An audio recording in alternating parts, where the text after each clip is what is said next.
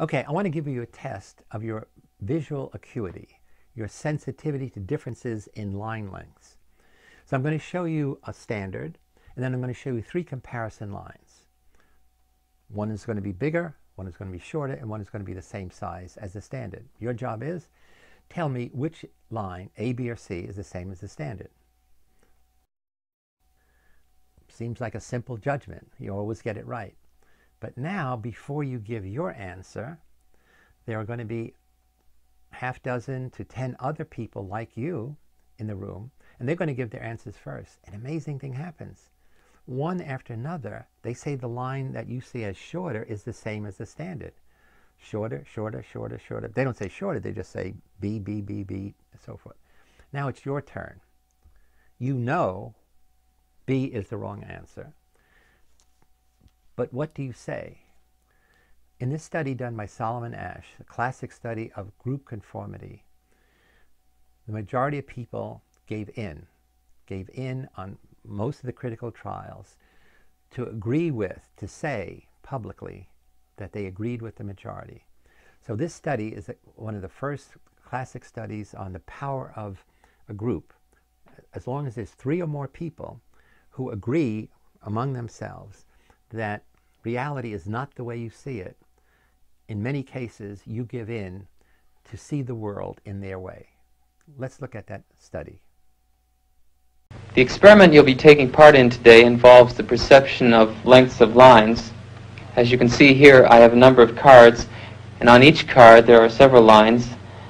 Your task is a very simple one. You're to look at the line on the left and determine which of the 3 lines on the right is equal to it in length. All right, we'll proceed in this order. You'll give your answer. Only one of the people in the group is a real subject, the 5th person with the white t-shirt.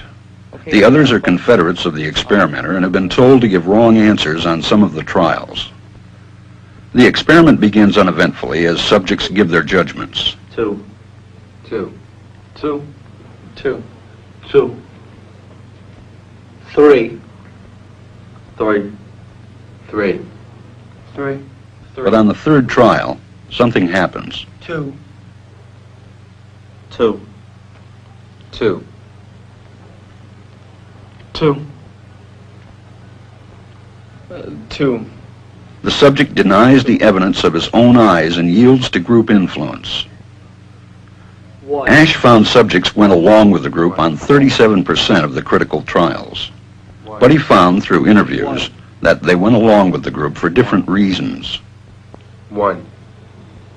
1. They must be right. There are 4 of them and 1 of me. 1. This subject's yielding is based on a distortion of his judgment.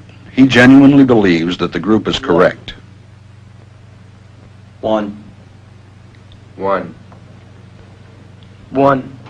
2. 1. 2. 2. 2.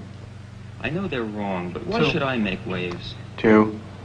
In this case, the subject knows he is right, but goes along to avoid the discomfort of disagreeing with the group. Here, the distortion is at the level of his response. 2. 2. 2. 2.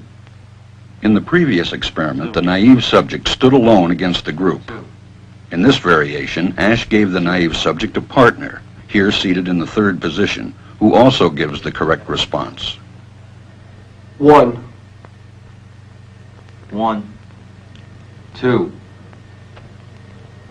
1. 2.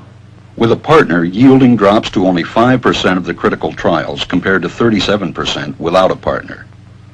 Although subjects report warmth and good feeling toward the partner, they typically deny that he played a role in their own independence. The partnership variation shows that much of the power of the group came not merely from its numbers, but from the unanimity of its opposition. When that unanimity is punctured, the group's power is greatly reduced. Sometimes we go along with the group because what they say convinces us they are right. This is called informational conformity. But sometimes we conform because we are apprehensive that the group will disapprove if we are deviant. This is called normative conformity. The strength of the normative factor is shown in another variation carried out by Asch. In this variation, the subject is told that because he had arrived late, he would have to write his answers. Subjects in this private response experiment are exposed to the same amount of misleading information as other subjects, but they are immune from any possible criticism by the group. 1. 1. 1. And this enormously reduces the pressure to conform. Conformity drops by 2/3. Asch's experiment is a classic. It reveals how people will deny what they see and submit to group pressure. It allows us not only to observe conformity, but to study the conditions that increase or reduce its occurrence.